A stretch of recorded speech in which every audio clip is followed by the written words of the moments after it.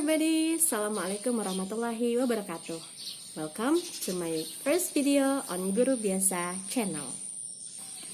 Di channel ini kita akan membahas segala sesuatu yang berhubungan dengan pembelajaran bahasa Inggris. Bisa grammar, bisa teks, atau short functional text. Di video kali ini kita akan membahas grammar, yaitu simple present tense. Oke, without any further ado, let's check it out. Saya sudah mempersiapkan presentasi untuk simple present tense ini. Jadi kita akan mulai saja membahas simple present tense, yang mana materi ini bisa kita temui di kelas 8 SMP semester genap. Yang pertama kita akan membahas definisi dari simple present tense. Simple present tense merupakan tense bahasa Inggris yang digunakan untuk mengekspresikan aktivitas atau kegiatan yang menjadi rutinitas berulang-ulang. Simple present tense memiliki dua bentuk kalimat. Yang pertama adalah kalimat nominal dan kalimat verbal. Kalimat nominal adalah kalimat yang di dalamnya tidak terdapat action verb. Apa itu action verb? Action verb adalah semua jenis verb yang menggambarkan suatu tindakan atau kegiatan. Contohnya pergi, belajar, menulis, membaca, berenang, berlari. Pokoknya yang segala bentuk kegiatan, tindakan yang dilakukan itu masuk ke dalam action verb. Namun, di dalam kalimat nominal ini terdapat adjektif, noun, atau adverb. Contohnya adalah my mother is happy. Happy bukan merupakan action verb. Happy merupakan adjektif. Oleh karena itu, ditambahkan auxiliary verb is pada kalimat tersebut, atau kata bantu, kata kerja bantu. Yang kedua contohnya, I am a student. A student itu merupakan noun, bukan action verb. Oleh karena itu, ditambahkan auxiliary verb am. Kita akan masuk ke kalimat verbal. Apa itu kalimat verbal? Kalimat yang di dalamnya terdapat action verb. Contohnya, I go to school every day. Go merupakan action verb. Bahasa Indonesianya pergi. Atau contoh yang kedua, my father plays football every afternoon. Plays merupakan action verb. Bahasa Indonesianya bermain. Karena sudah ada action verb di dalam kalimat verbal ini, maka auxiliary verb tidak dibutuhkan sama sekali. Nah, berikutnya kita akan membahas tentang pola kalimat simple present tense. Di mana-mana yang namanya tenses, seperti yang bisa kalian lihat juga, kalau kalian punya kamus yang tebal-tebal itu, yang 1.500.000.000, 500 miliar segala macam, di bagian tengahnya biasanya terdapat penjelasan mengenai berbagai macam tenses, dan di setiap tenses selalu diperkenalkan 3 jenis pola kalimat. Yang pertama, kita akan bahas kalimat nominal dulu ya. Ada kalimat positif, ada kalimat negatif, dan kalimat interrogatif atau kalimat tanya. Yuk kita lihat kalimat positifnya dulu. Untuk kalimat nominal simple present tense bentuk positif, rumus atau polanya adalah subjek diikuti dengan auxiliary verb. Auxiliary verb khusus untuk simple present tense itu ada am, is, atau are. Lalu diikuti adjective, noun, atau adverb. Contohnya adalah Dayu is a student. Dayu berfungsi sebagai subjek, is berfungsi sebagai auxiliary verb, student berfungsi sebagai noun. Untuk kalimat negatif, polanya adalah subjek diikuti dengan auxiliary verb, am, is, are, diikuti dengan not, diikuti dengan adjective, noun, atau adverb. Nah, kalian perhatikan di sini, not merupakan salah satu ciri kalimat negatif dan ditulis setelah auxiliary verb. Jadi sekali lagi, not itu ditulis setelah auxiliary verb. Biasa saya temukan pada siswa saya, saat membuat kalimat negatif, note-nya antah berantah. Kadang ada yang menulis setelah subjek, kadang ada yang menulis setelah adjective, noun, adverb. Yang benar adalah not selalu ditulis setelah auxiliary verb. Jadi urutannya tidak boleh terbalik ya. Contohnya, Dayu is not a student. Nah, kalian bisa lihat di sini, not selalu diletakkan setelah auxiliary verb. Dalam contoh kalimat ini diletakkan setelah is. Diingat ya. Berikutnya, interrogatif. Pada pola kalimat interrogatif, auxiliary verb dipindah ke depan. Jadi, auxiliary verb ditulis pertama kali, lalu diikuti dengan subjek, diikuti dengan adjective, noun, atau adverb, dan diakhiri dengan tanda tanya. Jadi jangan lupa untuk selalu membubuhkan tanda tanya jika kalian menulis kalimat tanya. Contohnya adalah, is Dayu a student? Sebenarnya untuk pola kalimat ini kalian cukup menghafalkan kalimat positifnya saja. Nanti negatif dan interrogatifnya bisa nyusul, jadi nggak perlu menghafalkan tiga-tiganya sekaligus. Bagaimana caranya? Kalian cukup menghafalkan kalimat positif saja, subjek, am, is, are, plus adjective, noun, adverb. Untuk membuat kalimat negatif atau merubah kalimat ini menjadi kalimat negatif, kalian tinggal tambahkan not setelah auxiliary verb. Untuk mengubahnya menjadi kalimat tanya, auxiliary verb tadi yang di kalimat positif ini dipindah ke depan. Jadi tidak perlu menghafal semua bentuk positif, negatif, maupun interrogatif. Nah, tadi kan auxiliary verb yang diperkenalkan ada 3. Am, is, atau are. Kapan sih pakai am? Kapan harus pakai is? Kapan pakai are? Yuk kita lihat bersama-sama.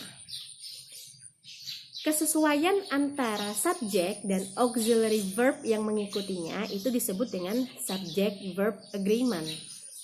Karena auxiliary verb itu digunakan untuk kalimat nominal, maka subject-verb agreement-nya adalah, kalian bisa lihat di dalam tabel. Khusus untuk am, maka subjek yang bisa digunakan hanya satu, yaitu I. Jadi kalau subjeknya I, maka auxiliary verb-nya am, bukan is, bukan are.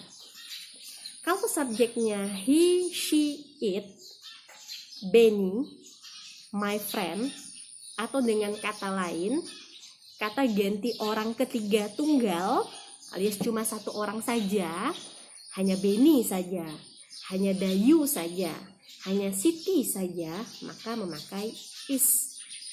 My friend, tanpa s ya, berarti hanya satu, maka memakai is. My brother, hanya satu saja, tanpa s ya, bukan my brothers, tapi my brother, maka memakai is.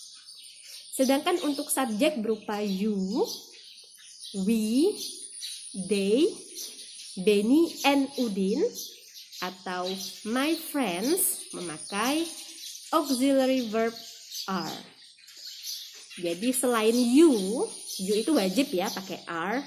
Selain you, maka semua jenis kata ganti orang ketiga jamak atau plural memakai are. We, lebih dari satu kan, pakai are. They, mereka, lebih dari satu, pakai are. Benny and Udin. Kenapa lebih dari satu? Ada kata n. N itu menandakan subjek itu lebih dari satu. Dan my friends, ada s di belakang, penanda subjek plural. Lebih dari satu orang teman, maka harus memakai are. Berikutnya, pola kalimat simple present tense untuk kalimat verbal. Masih ingat tadi kalimat verbal apa? Kalau sudah agak-agak lupa, yuk mundur lagi ke belakang videonya. Pola kalimat verbal untuk kalimat positif adalah subjek, langsung diikuti dengan kata kerja pertama dalam situasi tertentu ditambah S atau ES, lalu diikuti dengan objek. Selesai deh. Contohnya, Benny goes to school by bus every day. Pola kalimat negatif, subjek diikuti dengan do atau does, diikuti dengan not. Nah, sekali lagi kita ketemu not.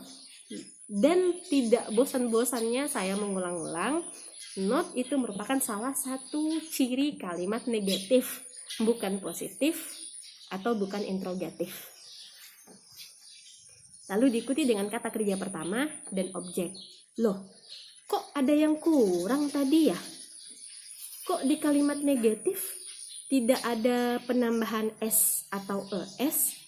Kok tiba-tiba muncul do atau does?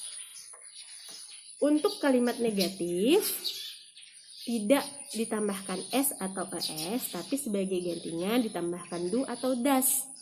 Nah, karena sudah ada do atau does, maka kalimat ini, kata kerjanya tidak boleh ditambah S. Anggap aja do atau does dengan kata kerja pertama yang ditambah SES itu tidak bisa bersatu dalam satu kalimat. Kira-kira seperti itu. Anggap aja mereka lagi musuhan. Contohnya, Benny does not go to school by bus every day. Bukan Benny does not goes to school. Nggak boleh. Jadi harus pilih salah satu. Kalau mau pakai goes, maka does not dihilangkan. Kalau mau pakai does not, maka SES dihilangkan. Pilih salah satu, tergantung kalian disuruh buat kalimat positif atau negatif. Untuk pola kalimat interrogatif, do atau does dipindah ke depan, ke awal kalimat. Do atau does plus subjek plus, aduh saya ada kurang ini. Sorry, my mistake ya. Do atau does plus subjek plus kata kerja pertama plus objek. Sekali lagi, kata kerja pertamanya tidak ditambah S atau ES. Seperti yang saya bilang barusan, do atau does dengan kata kerja pertama yang ditambah SES itu tidak boleh bersatu dalam satu kalimat. Dipilih salah satu. Sekali lagi tergantung kalian bikin kalimatnya apa. Contohnya, does Benny go to school by bus every day? Bukannya does Benny goes to school by bus every day, bukan. Pilih salah satu. Nah, di sini kalian bisa lihat setiap yang saya beri garis miring, maka diharuskan memilih salah satu. Yang pertama di kalimat positif. Oh, ini disuruh milih antara ditambah S atau ES. Mana kata kerja yang ditambah S saja? Mana kata kerja yang ditambah ES saja? Atau bahkan mana kata kerja yang tidak perlu ditambah apa-apa. Kita akan bahas nanti. Sedangkan untuk kalimat negatif dan kalimat tanya atau interrogatif, kita disuruh memilih antara do atau does. Kapan kita pakai do? Kapan kita pakai does? Ada aturannya lagi loh. Yuk kita simak. Subject verb agreement khusus untuk kalimat verbal. Jika subjeknya itu berupa I, you, kemudian kata ganti orang ketiga jamak atau plural seperti we, they, Benny and Udin atau my friends, maka cukup ditulis kata kerja pertama saja tanpa embel-embel apapun. Jadi I go to school every day, bukan I goes to school every day.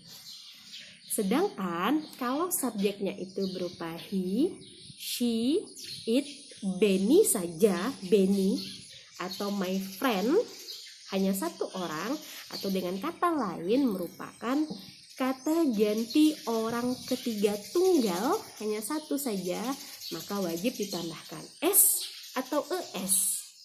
Loh, kok disuruh milih lagi kata ganti orang ketiga tunggal ditambah S atau ES?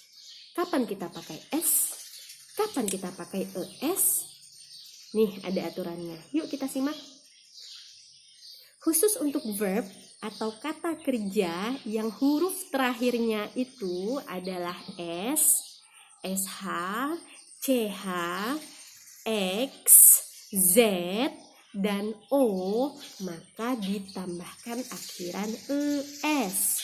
Contoh, guess menjadi guesses, wash menjadi washes, watch menjadi watches, go menjadi goes. Guess, akhiran hurufnya itu S. Oh iya, ditambah ES. Wash, akhiran hurufnya itu S dan H. Oh, ditambah ES. Begitu juga yang contoh-contoh di bawahnya. Yang kedua, jika verb atau kata kerja berakhiran huruf Y yang didahului oleh huruf mati atau konsonan, maka harus mendapatkan akhiran ES. Dengan syarat huruf Y tersebut harus diubah menjadi I, baru setelah itu ditambahkan ES. Contohnya, die, DYE menjadi dice. Kalian bisa lihat pada dice, Y-nya sudah menghilang karena diganti dengan I, baru ditambahkan ES. Cry, menangis, menjadi cries. Y-nya sudah hilang, diganti menjadi I. Dan study menjadi studies. Kita lihat lagi. Syarat huruf Y ini diubah menjadi I adalah ketika sebelum Y itu huruf kedua terakhir, huruf sebelum Y itu harus huruf konsonan. Jadi cry, misalkan cry, menangis. Sebelum huruf Y itu ada konsonan R atau R. Study, sebelum huruf Y itu ada konsonan D atau D. Kalau syaratnya seperti ini, maka Y wajib diubah menjadi I dan ditambah ES. Nah, kalau kata kerjanya berakhiran Y, tapi huruf sebelum Y itu adalah huruf vowel atau huruf hidup, maka cukup ditambah S saja. Tidak perlu mengubah apapun. Contoh, stay, S-T-A-Y menjadi stays. Langsung saja seperti itu. Enjoy menjadi enjoys. Sebelum Y itu ada huruf O, langsung saja ditambahkan S. Huruf vowel itu kan A, I, U, E, O. Nah, kalau didahului dengan 5 vowel ini, maka cukup ditambah S.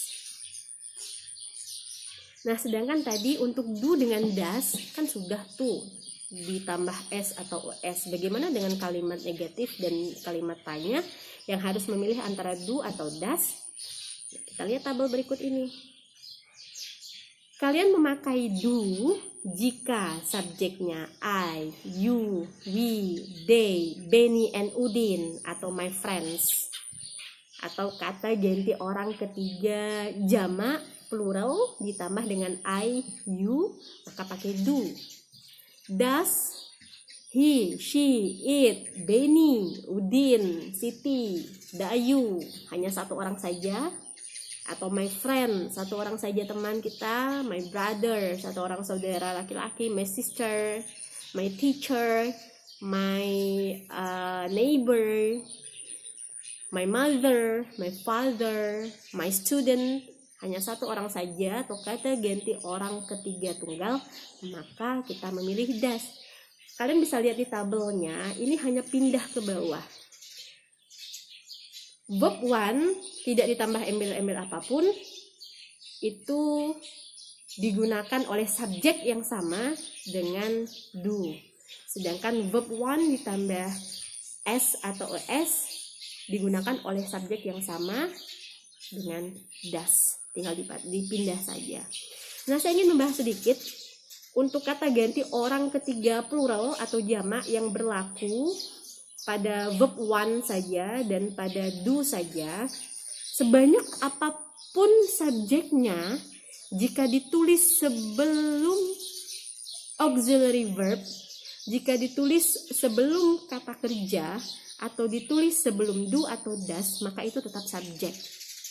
Jadi mau mendata Benny, Udin, Siti, Dayu, Lina, and my teacher, tetap pakai are, tetap pakai do. Jadi ada 100 nama orang yang ditulis sebelum verb, 100 nama orang yang ditulis sebelum auxiliary verb is MR, 100 nama orang yang ditulis sebelum do, maka posisinya tetap sebagai subjek. Jadi jangan Benny, Udin, and Dayu. Oh, auxiliary verbnya apa ya? Is, am, atau are ya? Oh, Benny kan pakai is, Udin pakai is, Dayu pakai is. Oh, berarti auxiliary verbnya pakai is dong. Salah, bukan seperti itu.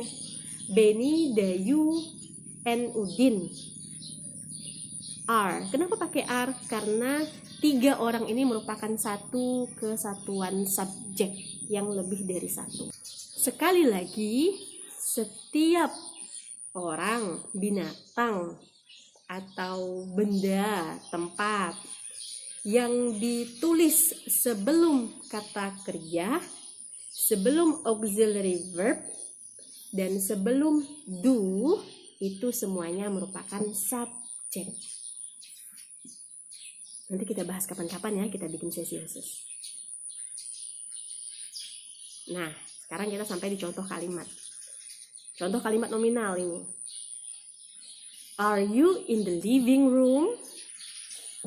Tanda tanya.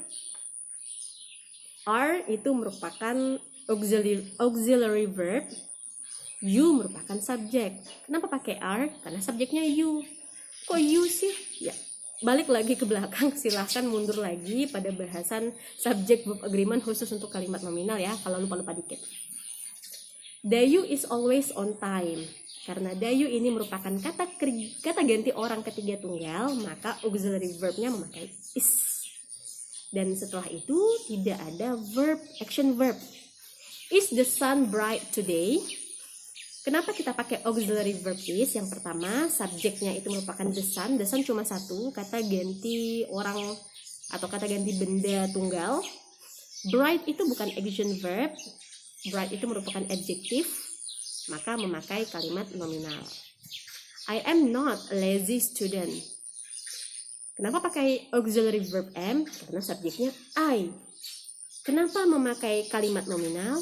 Karena lazy student itu merupakan noun, merupakan kata benda. Sering saya temui seperti ini ya, ketika kalimat positif diminta untuk merubah saja ke kalimat negatif, maka not-nya biasanya suka berantakan. Jadi tolong diingat baik-baik, not itu selalu ditulis setelah auxiliary verb. Ingat ya. Father and mother are wise people. Kenapa pakai are? Father kan is, mother kan is, cuma satu. Harusnya juga pakai is dong, tidak seperti itu. Sebelum auxiliary verb are, itu semuanya subjek yang jadi satu kesatuan. Jadi father and mother itu dihitung satu paket. Ada berapa orang? 2. Lebih dari satu memakai are. Berikutnya contoh kalimat verbal. Siti goes to school from Monday to Saturday. Siti itu subjek. Goes, go itu kata kerja aksi atau action verb. To school from Monday to Saturday itu objek plus adverb of time. Kenapa Siti itu pakai goes? Kenapa tidak pakai go saja? Balik lagi ke belakang ke subject verb agreement khusus kalimat verbal. Karena Siti ini merupakan kata ganti orang ketiga tunggal, maka wajib ditambahkan s atau es saja. Lalu kenapa pakai es? Kenapa tidak pakai s? Karena pada kata go berakhiran dengan huruf o. Huruf o jika menjadi penutup dari satu kata kerja wajib ditambahkan es. Berikutnya, Lina does not play badminton every day. Kenapa pakai does? Lina merupakan kata ganti orang ketiga tunggal. Maka antara do atau does kita pilih does. Not Play, lihat playnya tidak ditambah s atau es, walaupun Lina kata ganti orang ketiga tunggal. Kenapa? Karena sudah ada das. Das dan ses itu tidak boleh dijadikan satu kalimat. Contoh yang ketiga, do the cats eat fish in the evening? Kenapa pakai do? Karena cats-nya itu lebih dari satu. Kata ganti orang atau benda ketiga jamak atau plural, maka kita pilih do. My mother washes the dishes every morning. Kenapa my mother memakai washes ditambah akhiran e dan s? Karena my mother merupakan kata ganti orang ketiga tunggal, cuma satu. Tidak ada tambahan s di belakang mother kan? Berarti penunjuknya cuma satu. Kenapa pakai es? Karena pada kata wash itu berakhiran dengan huruf sh, jadi harus tambah es. Next, I do not watch TV at 7 p.m. Kenapa pakai do? Karena subjeknya merupakan I. Jadi, I do not watch TV every day. Nah, lihat not di situ ditulis setelah do. Jadi bukan I not do, I do watch not, bukan. I do not, she does not. Okay, that's all for this video. Sampai di sini saja kali ini untuk video pembelajaran ini dengan topik simple present tense. If you have something to say or if you want to add suggestions, critics atau apapun whatsoever, feel free to write your comments on the comment box below. Don't forget to like and subscribe my channel buat jadi penyemangat untuk terus menghasilkan video-video pembelajaran yang bisa diakses oleh semua siswa. Okay, see you on my next video and Assalamualaikum warahmatullahi wabarakatuh. Bye.